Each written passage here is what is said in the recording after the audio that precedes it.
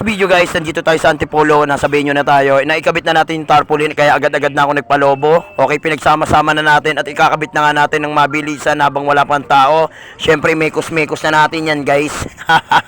At ito na nga pala yung letter styro, agad-agad na nga natin ikakabit habang wala pa masyadong bisita.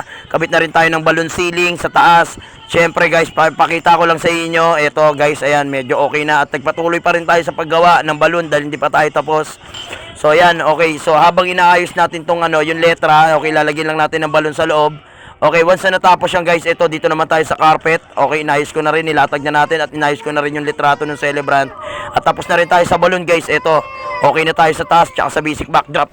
At ngayon dito naman tayo sa ating sa balloon center table. At syempre, ito na nga guys, ayusin na rin natin yung palayok, pabitin, party hat natin. So ito yung mga kasama sa package natin guys. Okay, so medyo nakaubad kami dyan. Pasensya na guys kasi mainit nga na. Mainit eh.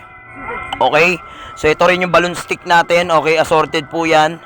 So ito ikakabit na rin natin. Okay, inipon-ipon ko na muna. Ilalagay na lang natin dito sa screen guys. Okay, so pagsasama-samahin na lang natin yan. Alright, syempre okay, nagpatuloy pa rin tayo sa pag-aayos ng balloon. Sinamantala natin habang wala pang ganong bisita. Ito nga pala yung palayok natin, naka-ready na rin yung pabitin. At ito finally tapos na nga yung ayos natin. Okay, yung tables and chair, ako na rin na nag-ayos niyan guys. Syempre nag-makeup na rin tayo, sinamantala na rin natin. Napasayaw pa ako dyan Okay, ganda kasi ng tugtog. At syempre ito nga palang partner ko na si Kuya Danred. Oh, di ba? Poging-pogi. Poging-pogi. Syempre, okay. So nagkakatuwaan nga kami dyan. Ito nakabihis na tayo guys. Suot na natin yung pangmalakasan natin costume. Syempre ready na rin yung foods. Ito na yung mga handa.